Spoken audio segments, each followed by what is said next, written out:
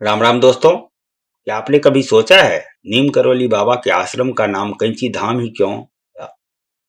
कुछ और क्यों नहीं? दिलचस्प है कहानी। तो चलिए दोस्तों, आज सुनते हैं नीम करोली बाबा का आश्रम का। नीम करोली बाबा आश्रम का नाम आखिर कैंची धाम ही क्यों पड़ा? बता दें कि इस जगह की अपनी धार्मिक मान्यताएं हैं, जहां हर शहर के भक्त दर्शन करने के लिए पहुंचते हैं। यहाँ देश विदेश के भी भक्त पहुंचते हैं। बाबा नीम करोली बाबा का आश्रम कैंची धाम आध्यात्मिक मान्यता का केंद्र है। बता दें, यहाँ विराट कोहली से लेकर फेसबुक के संस्थापक मार्क जुकरबर्ग और एप्पल के संस्थापक स्टीव जॉब्स जैसे कई दिग्गज आए थे। यही नहीं, इन बड़े बड़े संस्थापकों ने अपने जीवन बदलने की कहानियां भी सुनाई हैं। नीम करोली बाबा पहली बार 1961 में कैंची धाम आए थे। उन्होंने अपने मित्र पूर्णानंद के साथ मिलकर 15 जून 1964 को कैंची धाम की स्थापना की थी। नीम करोली बाबा की आपने कई बार तस्वीरें देखी होगी, तो उसमें आपने उन्हें कंबल ओढ़ते हुए देखा होगा, और यही वजह है कि यहाँ कैंची धाम में लोग कंबल चढ़ाते हैं। तो चलिए दोस्तों, आज हम आपको इस जगह से जुड़ी हुई कुछ दिलचस्प बातें बताते हैं।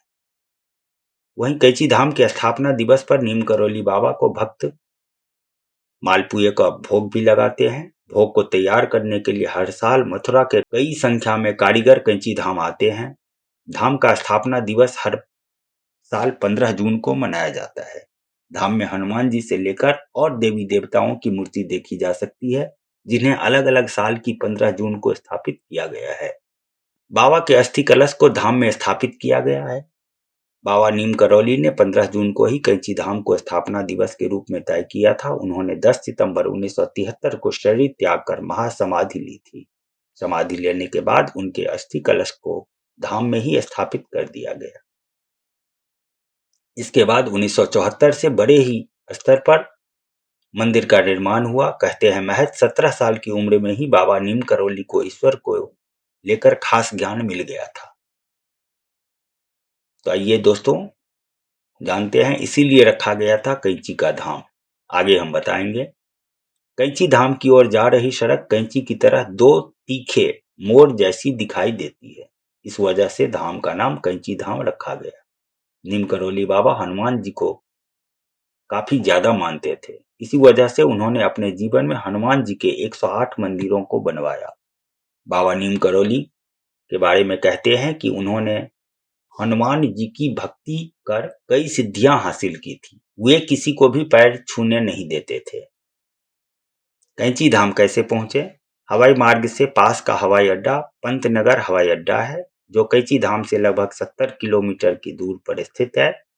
हवाई अड्डे से आश्रम तक पहुंचने के लिए टैक्सियां और लोकल बसें वहां से उपलब्ध हैं। यदि आप ट्रेन से जाना चाहते हैं तो पास का प्रमुख रेलवे स्टेशन काठगोदाम है, जो मंदिर से करीब 38 किलोमीटर के आसपास दूर है। काठगोदाम से कैंची धाम के लिए टैक्सी या बस भी मिल जाती है। यदि आप सड़क मार्ग से जाना चाहते हैं तो कैंची धाम सड़क मार्ग से अच्छी तरह से जुड़ा हुआ है, और आप नैनीताल या दूसरे नजदीकी शहरों से गाड़ी चला कर पहुंच सकते हैं, या बस से आप जा सकते हैं। बाबा नीम करोली। जय श्री राम। परम पिता परमात्मा को श्रद्धा पूर्वक नमन।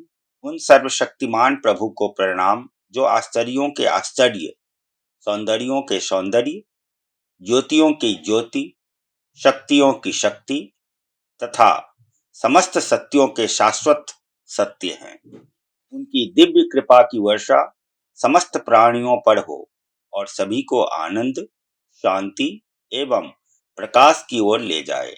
उनका प्रेम, करुणा एवं आशीर्वाद उनके आध्यात्मिक प्रतिनिधियों अर्थात संतों तथा पावन पुरुषों के माध्यम से हमें प्राप्त हो। उत्तर भारत के अद्भुत संत परम पूज्य एवं परम प्रिय श्री बाबा नीम करोली जी की पावन स्मृति को श्रद्धा पूर्वक नमन। माटी मिथिला के YouTube चैनल पर आप सभी का स्वागत है। इस पेज को लाइक, सब्सक्राइब और कमेंट जरूर करें। धन्यवाद।